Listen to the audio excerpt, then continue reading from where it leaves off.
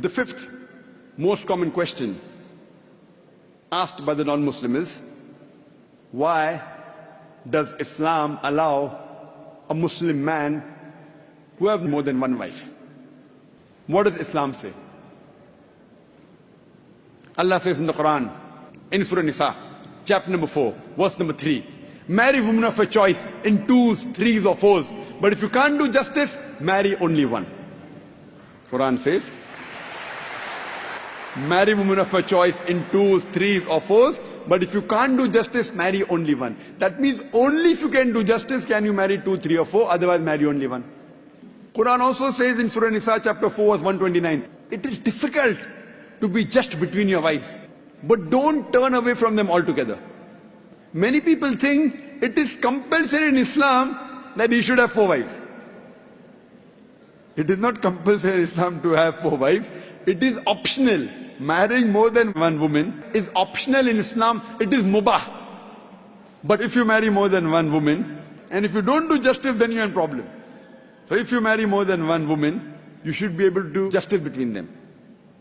Let us analyze what are the logical reasons why Islam permits a Muslim man to have more than one wife. By nature we know males and females are born in equal proportion. But in the pediatric age itself, you ask any medical doctor, he will tell you that medically the female sex is the stronger sex. The female child has more immunity than a male child. The female child can fight the germs and diseases much better than the male child. So in pediatric age itself, there are more deaths among the male children as compared to female children. So in the pediatric age itself, there are more females as compared to males. There are wars taking place. In the wars, there are more men who are being killed as compared to women. As life goes on, deaths take place due to accidents, due to alcoholism, due to drug addiction, due to disease. In all these cases, more males are dying as compared to females. And today's statistics tell us that the average span of a woman is much more than the average span of a man. Today, there are more females in the world as compared to males. In some third world countries, like India, where I come from, the female population is less than the male population. And the reason is because of female infanticide and female feticide. There's a program by the name Let Her Die, under the banner Assignment. It came on BBC, where a British reporter by the name of Emily Buchanan, she says that every day more than 3,000 fetuses are being aborted after they identified that they're females. In India alone, more than 3,000 fetuses are being aborted after they identified that they're females. If you multiply this number by 365, the number of days in a year, we get a figure of more than 1 million fetuses are being aborted every year in India after they identified that they're females.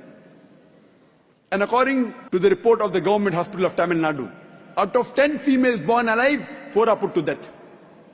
If this evil practice of female infanticide and female feticide stops in India, even in India, in a few decades, the female population will outnumber the male population.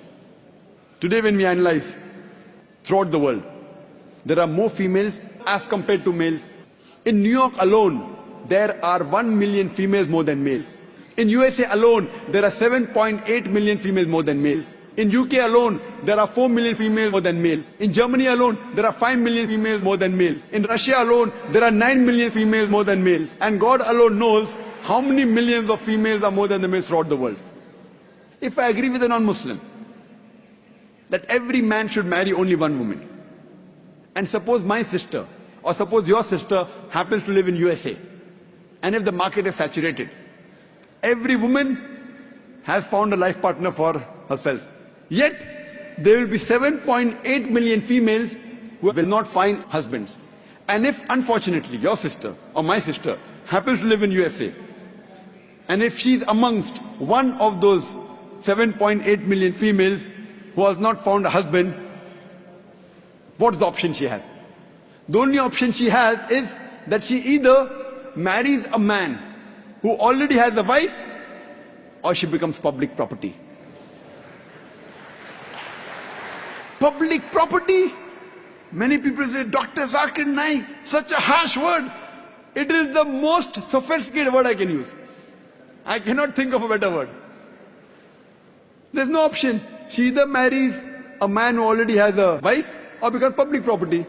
In America, having mistresses is very common. The American statistics tell us, on an average, a man has 8 different sexual partners before he settles down with one. 8 different. Some may have 5, some may have 10, some may have 20. 8 different sexual partners before he marries. After marriage, how many he has, the statistics doesn't say that.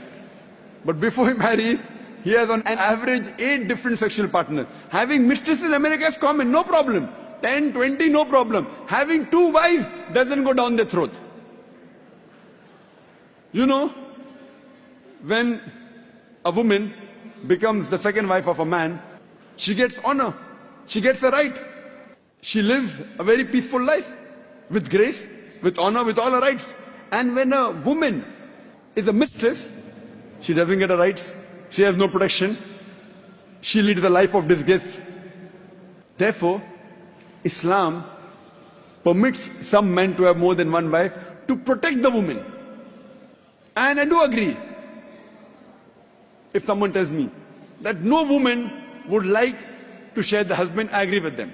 I don't argue. I agree with you that no woman under normal circumstances would like to share the husband. But the Islamic Sharia says, let a small loss take place to prevent a big loss. That means a good Muslimah who knows the situation of the world would not mind sharing a husband to prevent her sister from becoming a public property.